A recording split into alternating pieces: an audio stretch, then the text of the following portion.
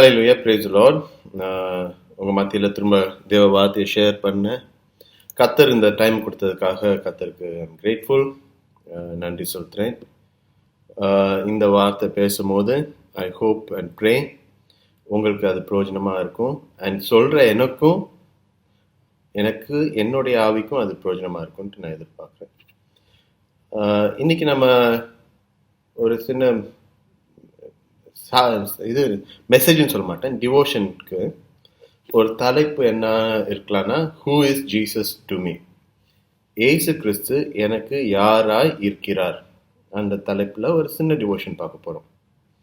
இதுக்கு ஆதாரமாக மத்தேயு 16:13-16, மேத்யூ சாப்டர் 16 verses 13-16 ஒரு சம்பவத்தை நான் படிக்கிறேன். 13வது வசனம். பின்பு ஏசு பிலிப்பு சிசேரியாவின் திசைகளில் வந்தபோது தம்முடைய சீஷர்களை நோக்கி, மனுஷகுமாரனாகிய என்னை ஜனங்கள் யார் என்று சொல்கிறார்கள் என்று கேட்டார். அதற்கு அவர்கள், சிலர் உம்மை யோவான் ஸ்நானன் என்றும், சிலர் எலியா என்றும், வேறு சிலர் எரேமியா அல்லது தீர்க்கதரிசிகளில் ஒருவர் என்று சொல்கிறார்கள் என்றார்கள். அப்போது அவர், கர்த்தர், நீங்கள் என்னை யார் என்று சொல்கிறீர்கள் என்று கேட்டார். சீமோன் பேதுரு பிரதியுத்தரமாக, நீர் ஜீவனுள்ள தேவனுடைய குமாரனாகிய கிறிஸ்து என்றான். ஆமென். டக்குன்னு கண்ண மூடி நம்ம ஒரு ஷார்ட் ப்ரேயர் பண்ணிட்டு ஒரு டிவோஷன் போகலாம். ஹல்லேலூயா. ஆண்டவரே, உம்மை ஸ்தோத்திரிக்கிறோம், உமக்கு நன்றி செலுத்துறோம். ஆண்டவரே, நன்றி ஆண்டவரே. நீர் மகத்துவம் உள்ள தேவன், மாட்சிமையின் கர்த்தர், ஒருவரும் சேரா ஒளியில் வாசம் செய்கிறவர் ஆண்டவரே.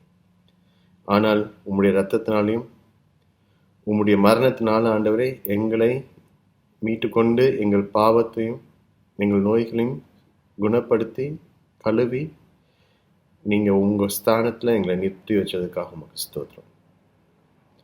When we come towards the throne of grace, we come up with our heads lifted up because of your blood. உம்முடைய இரத்தத்தினால மாத்திரம் ஆண்டவரை நாங்கள் தலை நிமிர்ந்து நிற்க முடியும். அதற்காக ஸ்தோத்திரிக்கிறோம். இயேசு நாமத்தில் ஜெயம் பிதாவே. ஆமென், ஆமென். அப்பொழுது அவர், நீங்கள் என்னை யார் என்று சொல்கிறீர்கள் என்று கேட்டார். இங்க இட்ஸ் இன்ட்ரெஸ்டிங். இங்க ஒரு நல்ல காரியம் என்ன பார்க்கலன்னா, கர்த்தர் தம்முடைய சீஷர்களோட ஒரு உறவு ஏற்படுத்துகிறார், ஒரு தனிப்பட்ட உறவு. அதுக்கு என்னன்னா, நீங்க உங்களுக்கு நான் யாராய் தெரிகிறேன் அப்படின்னு கேட்கிறாரு. அதுக்கு பேதுரு சொன்னா, நீர் ஜீவனுள்ள தேவனுடைய குமாரனாகிய கிறிஸ்து என்றான். இது நமக்கு இந்த வசனம் நமக்கு எல்லாத்துக்கும் ரொம்ப ஒரு காமனாக தெரிஞ்ச ஒரு வசனம். இந்த இன்சிடென்ட்டும் நமக்கு நல்லா தெரியும். சண்டே கிளாஸ்லேருந்து எல்லாத்துக்கும் பிள்ளைங்கள்லேருந்து நிறைய டைம் இந்த வசனத்தை கேட்டிருக்கோம். ஒரு பிலீவருக்கு இது ஒரு ஃபண்டமெண்டல் கொள்கை. That Christ is the Messiah, the son of the living God. நீங்கள் வெளில போய் யாராச்சும் ஒரு அவிசுவாசிக்கிட்ட கேட்டிங்கன்னா, கர்த்தர் யாருன்னு கேட்டிங்கன்னா, சில பேர் சொல்லுவாங்க அவர் ஒரு நல்ல மனிதன், சில பேர் சொல்லுவாங்க அவர் ஒரு தீர்க்கதரிசி, இன்னும் சில பேர் என்ன சொல்லுவாங்கன்னா, அவர் மோட்சத்துக்கு செல்லும் ஒரு வழி, பரலோகத்துக்கு செல்லும் ஒரு வழி அப்படின்னு சொல்லுவாங்க. ஆனால் இந்த கவனிக்க வேண்டிய வார்த்தை என்னன்னா, ஒரு வழி. கர்த்தரும் ஒரு வழி. ஆனா அந்த மாதிரி கர்த்தர் சொல்லார். அவரு இயேசு கிறிஸ்து அவரை வெளிப்படுத்தினப்ப, I am the way, the truth and the life, நானே சத்தியமும் ஜீவனும் வழியுமா இருக்கிறேன், ஒருவனும் தகப்பன் நிலத்தில் என்னை அல்லாமல் வர முடியாது. No one can come to the father except through me. இந்த உலகத்தில் நம்ம கிறிஸ்தவங்களுக்கு அகெயின்ஸ்டாக செயல்படுற நிறைய காரியங்கள் என்ன என்றால் இந்த வேர்டு கிறிஸ்துவ நம்ம he is the way, அவர் மாத்திரம்தான் வழி அப்படின்னு சொல்றதுனால நிறைய பேருக்கு கிறிஸ்துவர் மேல ஒரு அவிசுவாசிகளுக்கு என்ன நான் சொல்றேன் ஒரு கெட்ட அபிப்பிராயம். நம்ம இந்த த வே, ஓகே, த வேய வந்து வேயா மாத்திட்டோம்னா அவரும் ஒரு வழி அப்படின்னு சொன்னா எல்லா சமூகமும் ஆயிடும். கிறிஸ்தவர்களை வந்து யாரும் சபையை கல் எடுத்து அரிக்க மாட்டாங்க, எங்கேயாச்சும் போய் பிரசங்கம் பண்ண எதுவும் சொல்ல மாட்டாங்க, ட்ராக்ஸை கொடுக்கலாம், நீங்க என்ன வேணாலும் பண்ணலாம். அந்த ஒரு வார்த்தை கிறிஸ்துவும் ஒரு வழி அப்படின்ட்டு நம்ம அக்செப்ட் பண்ணலாம். ஆனா அது வந்து நம்ம ஃபண்டமெண்டல் பிலீஃப் கிடையாது. ஏன்னா கர்த்தர் சொல்லியிருக்கார், நான் தான், ஐ எம் த வே, நான் மட்டும்தான் வழின்ட்டு. ஸோ அந்த காம்ப்ரமைஸ் நம்ம பண்றது கிடையாது, கிறிஸ்டியன்ஸ் நம்ம பண்றது கிடையாது. And we know it. ஏன்னா நம்மளுடைய ரட்சிப்பின் அனுபவத்துல நம்ம சொல்றோம் அவர் தான் வழி. நம்ம இதை வந்து ரொம்ப பிரசங்கிக்கிறோம், இதை பத்தி பிரசங்கமும் கேட்டிருக்கோம், கிறிஸ்துவை வழி. நம்ம எல்லாம் வி அண்டர்ஸ்டாண்ட், நமக்கு இது புரியுது, இந்த வசனம் இந்த வார்த்தை நமக்கு புரியுது. அண்ட் சில பேர் வந்து we understand இதோட பேசிஸ்ல தான் நிறைய பேருக்கு வந்து சால்வேஷனே கிடைச்சிருக்கு, ரட்சிப்பே வந்திருக்கு. ஆனால் பைபிளை படி பார்த்தீங்கன்னா ஃபியூ பாயிண்ட்ஸ், சில பாயிண்ட்ஸ் சொல்கிறேன். ஜீசஸை பற்றி என்ன சொல்லியிருக்கேன், he existed before the creation of the world. அந்த உலகத்தை சிருஷ்டிக்கிறதுக்கு முன்னாடியே அவர் இருந்தார். அவர் தேவனின் குமாரன், அவர் மனுஷ ரூபத்தில் வந்தார், பாவமற்ற வாழ்க்கை வாழ்ந்தார், நம்ம பாவத்துக்குன்ட்டு அவர் மரணம் அடைந்தார். அவருடைய ரத்தத்தினாலையும் அவருடைய சாவுனாலையும் நம்ம பாவத்திலேருந்து ரிடீம் ஆயிருக்கோம் அண்ட் நோயிலேருந்து சுகம் ஆயிருக்கும். அண்ட் இப்போ வந்து அவர் வந்து நமக்காக கர்த்தருக்கு நடுவில் நின்று மீடியேட் பண்றாரு. So this is the big picture of Christ. Again நான் திரும்ப சொல்றேன், இதெல்லாம் நமக்கு தெரியும், ஃபண்டமெண்டல் பிலீஃப்ஸ். பட் இப்போ வந்து உங்ககிட்ட கேட்டா, நீங்க வந்து ஒரு சால்வேஷன் முடிஞ்சு ஒரு ரட்சிப்பு நடந்து சில வருஷங்களாக இருக்கும், இதெல்லாம் நமக்கு நல்லாவே தெரிஞ்சுதான் ரட்சிக்கப்பட்டிருப்போம். இப்போ வந்து என்னன்ட்டு யோசிச்சுன்னா, கர்த்தர் யாருன்னு கேட்டா ஒரு சிம்பிள் பதில், இதெல்லாம் இருக்கட்டும், பட் above all this, இதுக்கெல்லாம் மேல we belong to him. God owns us. கர்த்தருக்கு நாம் உரியவர்கள். கர்த்தர் நம்மை ஆளுகை செய்கிறவர். புரியுதா? ஸோ இந்த மெஸ்ஸாயான்னு சொல்றது, மீடியேட்டர்னு சொல்றது, இதோடைய பவர் என்னன்னா, வாட் தீஸ் வேர்ட்ஸ் மீன், இந்த வசனங்களுடைய பவர் என்னன்னா, கர்த்தர் வந்து நம்மளை ஆளுகை செய்கிறவர். ஓகே, இதுக்கு எஃபிஷியன்ஸ் 2:13 2:13 சொல்லியிருக்கு, but now you belong to Jesus Christ. At one time you were far away from God, now you have been brought close to him. Christ did this for you when he gave his blood on the cross. And அது திரும்ப சொல்றேன், but now, ஆனா இப்ப நீங்க இயேசு கிறிஸ்துக்கு உரியவர்கள், சொந்தமானவர். So கிறிஸ்து நம்ம வாழ்க்கையில் ஓனர்னா, we don't belong for ourselves. நம்மக்கின்ட்டு ஒரு ஐடென்டிட்டி இல்லை. இனிமே நான் இல்லை, எனக்குள்ளே இருக்கிற கிறிஸ்து தான் வாழ்கிறேன். ஸோ இதை நல்லா புரிஞ்சுக்கோங்க. ஏன்னா நான் என்ன சொல்ல வரேன்னா, நம்ம விஜய்ன்ட்டு ஒரு நபர் இருந்தாலும் விஜய்க்கு மேல கிறிஸ்து இருக்கார். ஓகே, ஸோ விஜய் வந்து பார்க்குறவங்க கிறிஸ்துவ பார்க்கணும்.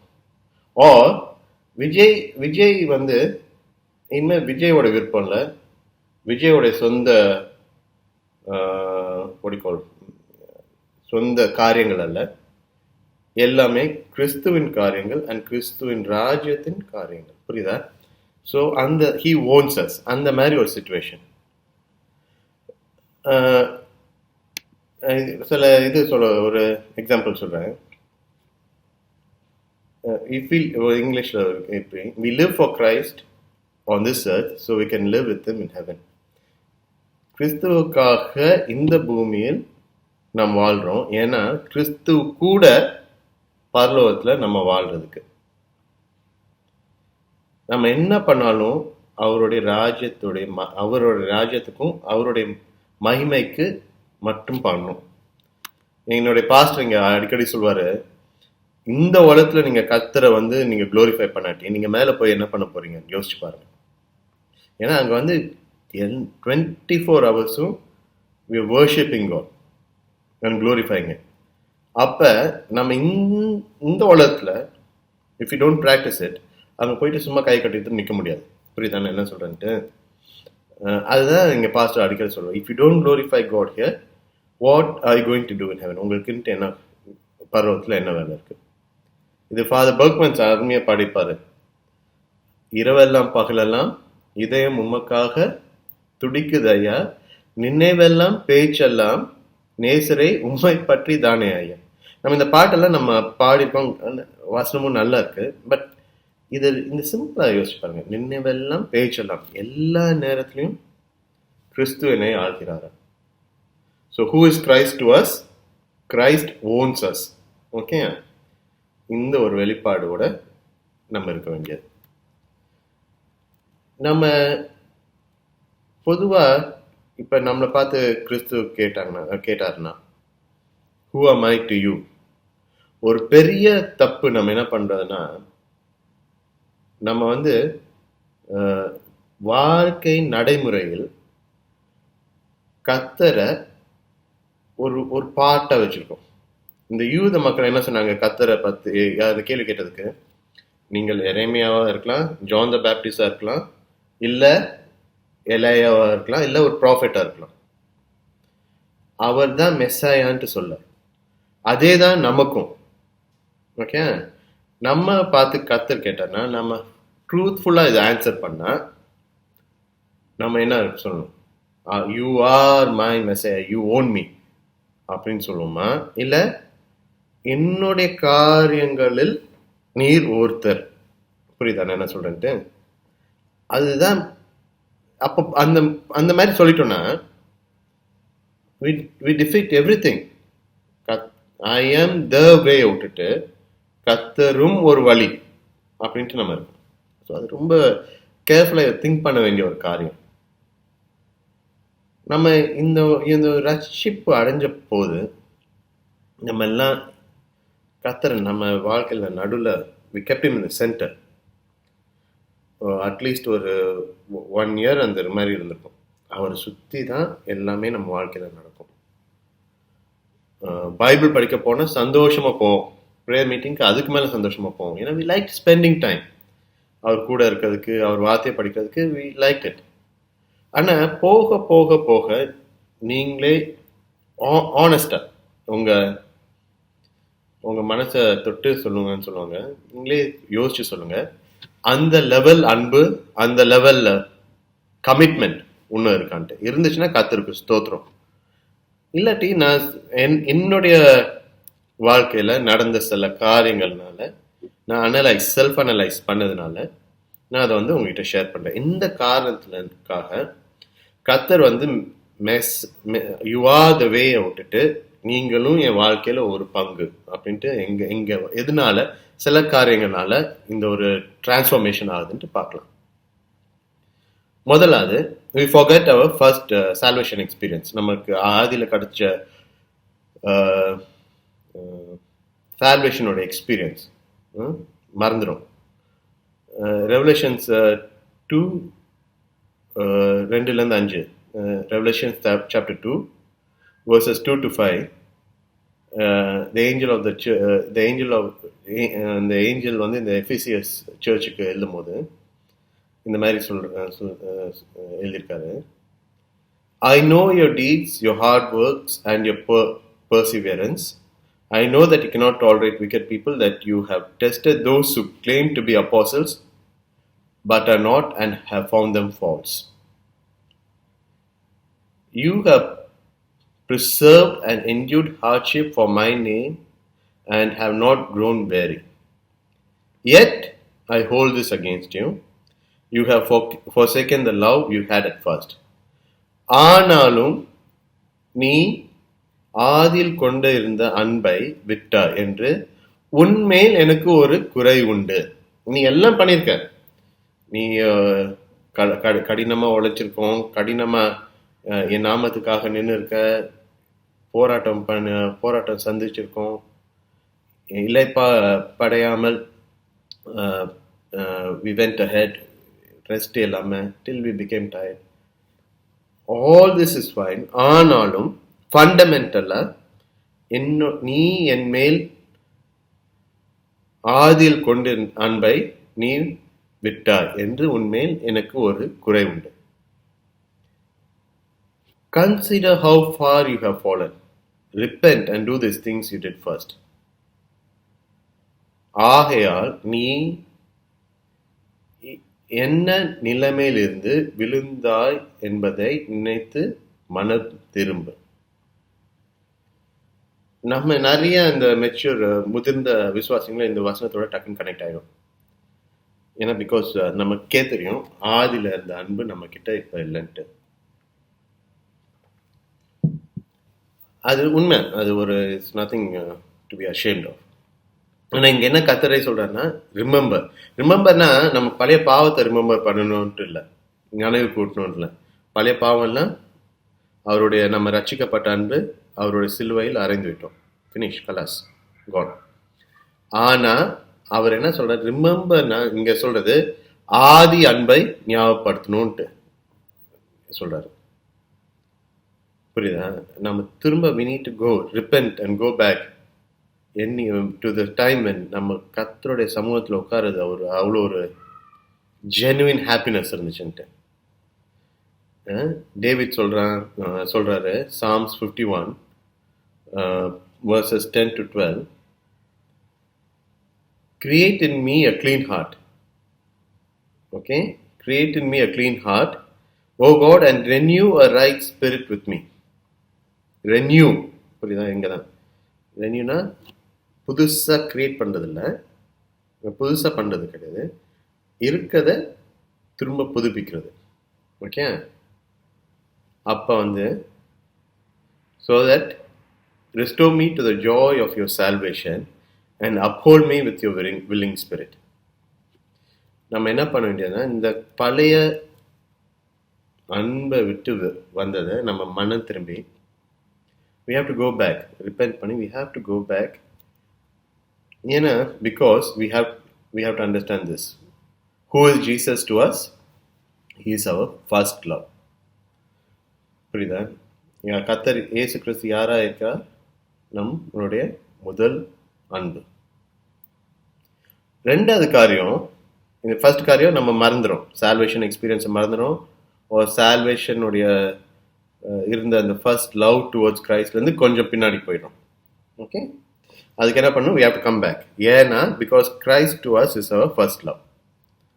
ரெண்டாவது பார்க்க வேண்டியது we like to be in control. நம்ம நம்மளுடைய காரியங்கள் நம்ம கையில் இருந்தால் தான் பத்திரமா இருக்குன்ட்டு ஒரு தன்னம்பிக்கை. அது என்ன சொல்லுவாங்கன்னா இங்கிலீஷில் men are beast of burden. தூக்குற பீஸ்ட்னா என்ன சொல்றது, அனிமல்ஸ். நம்ம we like to be, அந்த மாதிரி இருக்கணும், நமக்கே ஒரு ஆசை. ஏன்னா அது ஏன் நம்ம தூக்கிக்கிறோம்னா பிகாஸ் நம்ம கையில் இருந்துச்சுன்னா இட் இஸ் செக்யூர்ன்ட்டு நம்ம நினச்சிக்கிறோம், எல்லாம் பத்திரமா இருக்கு, நம்மளுடைய ஃபியூச்சர் பத்திரமா இருக்குன்ட்டு நம்ம கையில் வச்சுக்கிறோம். ஆனால் ஃபியூச்சரை பார்த்து கவலைப்படுறோம். ஸோ புரியுதா? இட்ஸ் கான்ட்ரடிக்டிவ். நம்ம கிட்ட இருந்தா we think we are in control, but we also know நம்ம கிட்ட இருக்கும்போது we are not happy about it. We know there are some shortcomings. அதனால நம்ம எப்போதுமே எதிர்காலமோ நம்ம இன்மைக்குரிய காலங்களை பற்றி யோசிக்கும் போது கவலைப்பட்டுட்டே தான் இருக்கும். கவலைப்படுறது இட்ஸ் நேச்சுரல் டு ஹியூமன்ஸ். அது இட் இஸ், அதான் சொல்கிறல, பீஸ்ட் ஆஃப் பேர்டன். நம்ம எப்போதுமே நம்ம நினைக்கிறோம் நம்ம கையில் தான் நம்மளுடைய பிள்ளைங்களோட எதிர்காலம், நம்மளுடைய மேரேஜ், இல்லாட்டி நம்மளுடைய வேலை, நம்மளுடைய பிஸ்னஸ், நம்மளுடைய ஊழியம் எல்லாம் நம்ம கையில் இருக்குன்ட்டு. ஆனால் but that is not true. அது உண்மையே கிடையாது. பிகாஸ் நான் நிறைய தடவை பார்த்துருக்கேன். நிறைய பேர்லையும் நிறைய சாட்சிங்களை நான் கண்ணால் பார்த்துருக்கேன். கத்தருடைய ஊழியத்துக்குன்ட்டு விட்டு கொடுக்குறவங்க, அவங்கள லைஃப்பை விட்டு கொடுக்குறாங்க, இல்லாட்டி அவங்க லைஃபோட இருக்க சுற்றி இருக்க காரியங்களை அவர்கிட்ட ஒப்பு கொடுக்கும் போது அவங்க பிளான் பண்ணதோட 100 மடங்கு பெட்டரா கத்தர் டெலிவர் பண்ணுவார். That's a fact. நான் என்னுடைய வாழ்க்கையிலையோ இல்லை நிறைய பேருடைய வாழ்க்கையில நான் பார்த்த ஒரு காரியம் இது. அதனால நம்ம கையில இருக்குன்னு நினைச்சிட்டு நம்ம பாரம் பட்டுட்டு அதை பத்தி கவலைப்படுறது இட்ஸ் நாட் ரைட். ஏன்னா நம்ம நம்மளுடைய காரியங்களை பத்தி கவலைப்படுறதுக்கே கரெக்டா இருக்கும் போது அவருக்கு எங்க டைம் கொடுக்க போறோம்? ஏன்னா அந்த மாதிரி நினைக்கும் போது ஸ்ட்ரெஸ் நம்ம வாழ்க்கைக்குள்ள வருது, நம்மளுடைய குழப்பங்கள். இப்ப நீங்க அதனால நம்மளை சுத்தி இருக்கவங்களுக்கு மத்தியிலையும் நமக்கு நிம்மதி கிடையாது. ஃபார் எக்ஸாம்பிள் நான் சொல்றேன், ஒரு பெரிய கல்லை தூக்கிட்டு நான் நடந்துட்டு இருக்கேன். அப்ப யாராச்சும் பக்கத்துல வந்துட்டு நான் தூக்கிட்டு நடந்து கஷ்டப்பட்டு போயிட்டு இருக்கும் போது யாராச்சும் எங்க டைம் என்னங்கன்ட்டு யாராச்சும் கேட்டாங்கன்னு வச்சுக்கோங்களேன், என் பதில் என்ன இருக்கும்? யோசிச்சு பாருங்க. அந்த மாதிரிதான் இமேஜின் பண்ணி பாருங்க. அதே மாதிரிதான் நம்மளுடைய காரியங்கள், நம்மளுடைய பாரங்கள் நம்ம சுமந்து போகும்போது நம்ம சுத்தி இருக்கவங்களோட ரிலேஷன்ஷிப் நல்லா இருக்காது. எப்போதுமே எரிஞ்சு விழுவோம், ஏதாச்சும் சிடுன்னு பேசிட்டு இருப்போம், பிள்ளைங்க கிட்ட அன்பா இருக்க மாட்டோம், இல்லை இதனாலே நம்ம சாட்சி போயிடும். புரியுதா? அதுதான் கர்த்தர் அழகா சொல்றாரு மத்தேயு 11:28-30. வருத்தப்பட்டு பாரம் சுமக்கிறவங்க நீங்கள் எல்லாரும் என்னிடத்தில் வாருங்கள், நான் உங்களுக்கு இளைப்பாறுதல் தருவேன். நான் சாந்தமும் மனத்தாழ்மையுமானவர். என் நுகத்தை உங்கள் மேல் ஏற்றுக்கொண்டு என்னிடத்தில் கற்றுக்கொள்ளுங்கள், அப்பொழுது உங்கள் ஆத்மாக்களும் இளைப்பாறுதல் கிடைக்கும். Come to me, all you weary and burdened, and I will give you rest. திரும்ப ஒரு ஃப்ளாஷ்பேக் போங்க. ரட்சிப்பான அன்னைக்கு ஒரு அந்த வாரம் கூட வச்சுக்கோங்க, எவ்வளோ லைட் வெயிட்டாக நீங்கள் ஃபீல் பண்ணீங்க யோசிச்சு பாருங்க. ரிமெம்பர் பண்ணி பாருங்க. ஒரு பாரமும் இல்லாமல் அப்படி லிட்ரலி நீங்கள் அப்படியே இன்னும் விட்டா காற்றுல பறந்து போகிற மாதிரி இருப்பீங்க. ஆனால் டுவர்ட்ஸ் அகெயின் டைம் போக போக போக போக we have let Satan to come into our life. சாத்தான் நம்ம வாழ்க்கையில கவலை என்ற ஒரு உருவத்தில் உள்ள விட்டோம். அகெயின் கவலை வேற, பிளானிங் வேற. நல்லா கிளியரா கவனிச்சுக்கோங்க. நான் இதனால நீங்க உங்க வாழ்க்கையில பிளானே பண்ணக்கூடாதுன்னு சொல்ல, ஆனா அதை பிளான் பண்ணிட்டு அதை பத்தி நீங்க உட்காந்து கவலைப்பட்டு தப்பு. ஓகே, அதுதான் நான் சொல்ல வரேன். இது ரொம்ப கடினமான காரியம். ஏன்னா பிகாஸ் இது விட்டு கொடுக்கறது, விட்டு கொடுத்துட்டீங்கன்னு வச்சுக்கோங்களேன், உங்க சாட்சி it will just go up. விசிபிளா தெரியும் மற்றவங்களுக்கு கத்தர் உங்க கூட, நீங்க கத்தரை சார்ந்தவங்கன்ட்டு. அதனால சத்ரு இதை விடவே மாட்டான். எப்போதுமே உங்களை கவலைப்பட வச்சுட்டே இருப்பான். ஓகே, ஆனா நீங்க ஒண்ணும் ஞாபகம் வச்சுக்கணும், கத்தர் நம்மளை சிருஷ்டித்த தேவன். அவர் நமக்கு ஒரு பர்பஸ் அண்ட் ஒரு பிளான் இருக்கு. ஓகே, அவர் நம்மளை சிருஷ்டித்தப்ப சும்மா ஏதோ ஏன்னா தானும் பண்ணல. Perfection, God of perfection.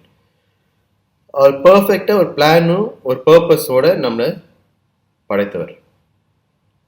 அவர் அந்த பிளானும் பர்பஸும் படைத்தவர் உங்களை கைட் பண்ண முடியாதா?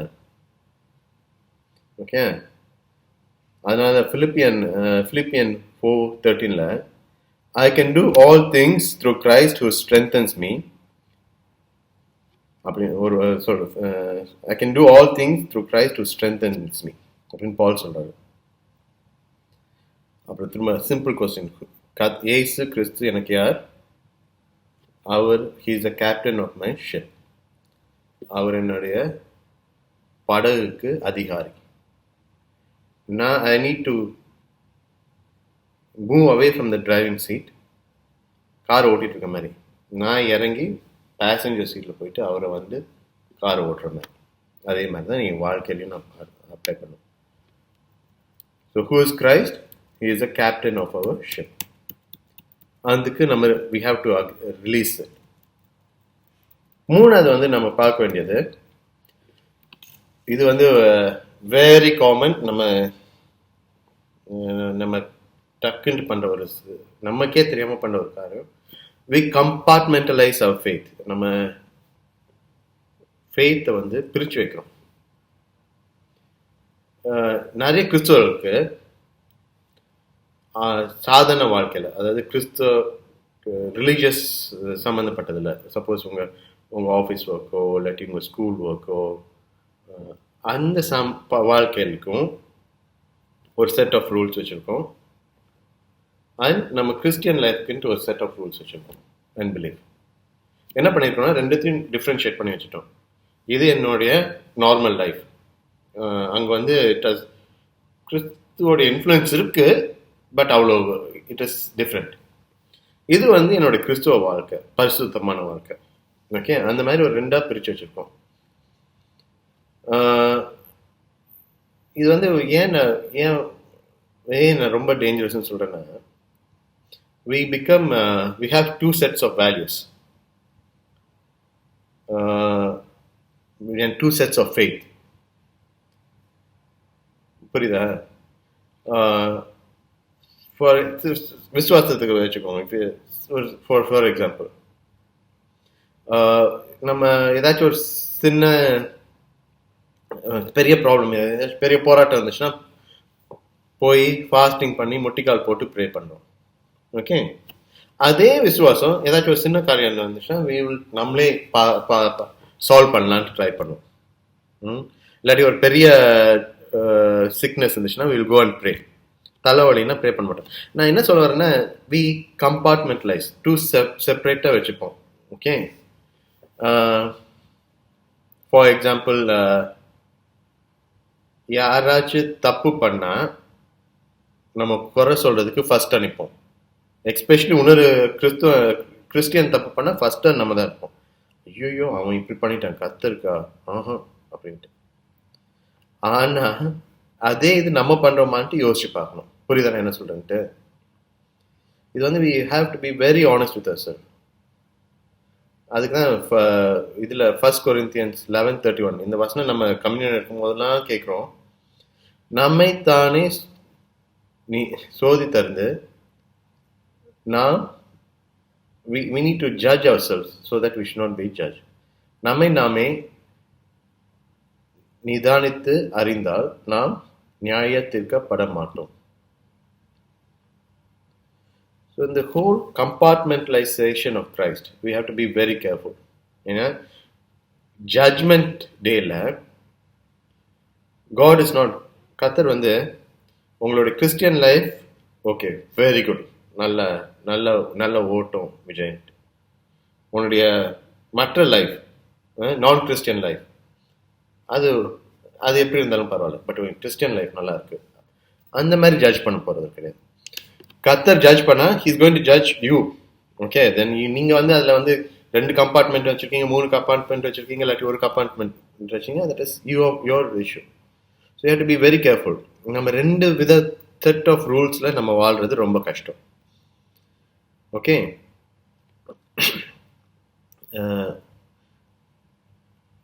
ஏன்னா இது திரும்ப என்ன ஆகுனா, ஏதாச்சும் இந்த மாதிரி ஒரு கம்பார்ட்மெண்டலைசேஷன் பண்ணோன்னா நம்ம நினைக்கலாம் நம்ம தேவையானப்ப மட்டும் பரிசுத்தவானா இருக்கலாம், மீதி டைம்ல வேற மாதிரி இருக்கலான்ட்டு.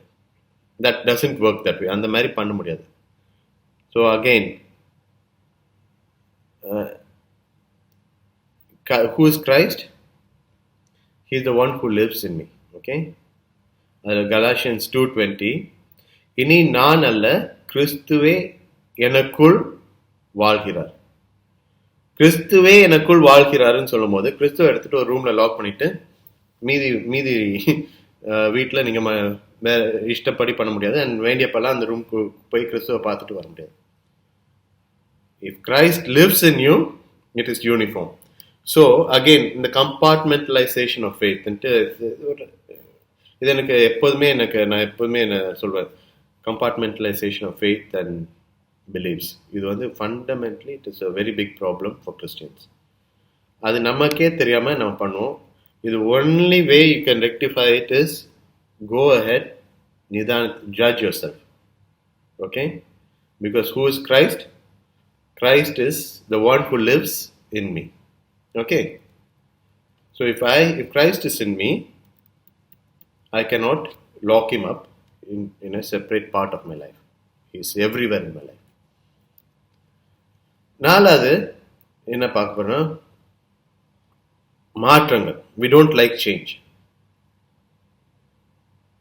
We like the way things are and do not want to change it for Christ. நமக்கு ரட்சிக்கப்பட்டேன், குட், பாவம் பண்ண மாட்டேன், ஆனால் என்னுடைய பழைய வாழ்க்கை அப்படியே போனால் போதும், ரொம்ப ஆழத்துக்குள்ளே போகணுன்ட்டு அவசியம் இல்லை, மேலாக அப்படியே இருந்தால் எனக்கும் பிரச்சனை இல்லை. இங்கிலீஷில் சொல்லுவாங்க ராக் த போட்டுன்ட்டு.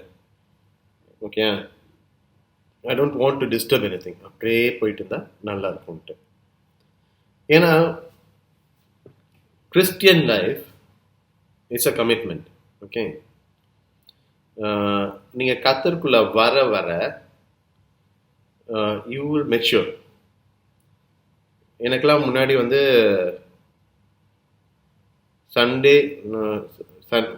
கொஞ்சம் வருஷத்துக்கு முன்னாடி சண்டே மட்டும் சர்ச் போனால் போதும்ன்ட்டு, அது போதும்.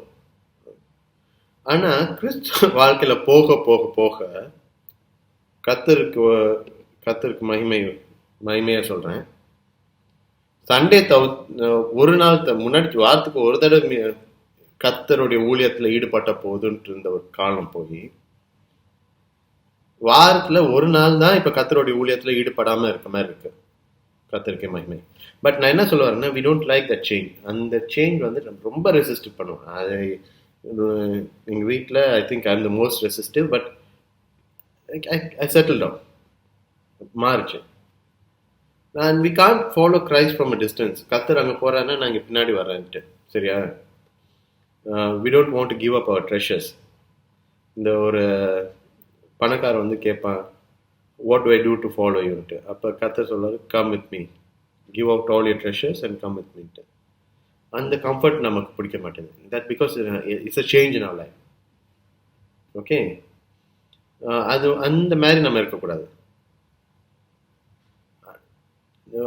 வி திங்க் தட் அடுத்தது வந்து நம்ம என்ன யோசிக்கிறோம்னா, நான் ரொம்ப கர்த்தருக்குள்ள பக்கத்தில் போயிட்டேன்னா முழு நேர ஊழியத்துக்கு வரணும்.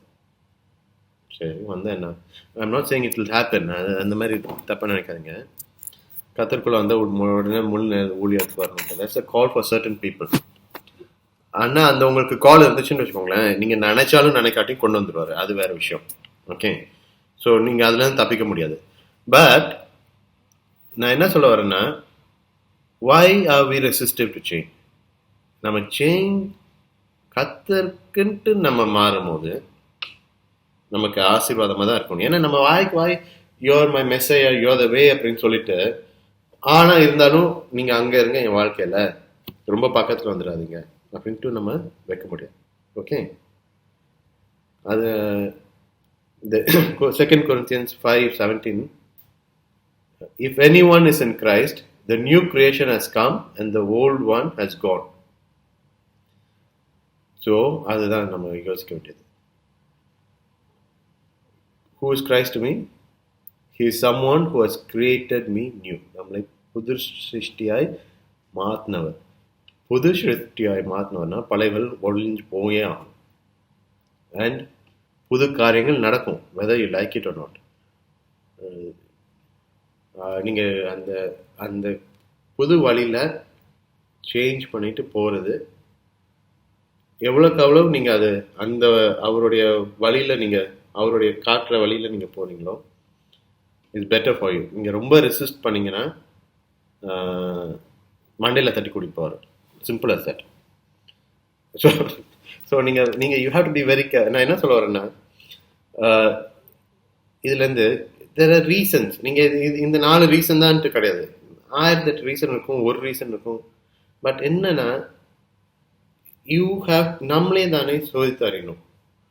வெதர் வி ஆர் ஆதி அன்பை மறந்துட்டோமா, கர்த்தர் தான் என்னுடைய வாழ்க்கையில் ஓனரா, does he own me, is he the captain of my ship, இல்லை and is he in my life, இல்லாட்டி அவரோட தனி ஒரு ரூமில் நான் போட்டி வச்சிருக்கேன்னா, ஆர் அவர் என்ன வச்சு நடத்தி கூட்டிட்டு போகிற வழியில் whatever he wants to do through me, அதுக்கு நான் ஒப்பு கொடுக்கணும்.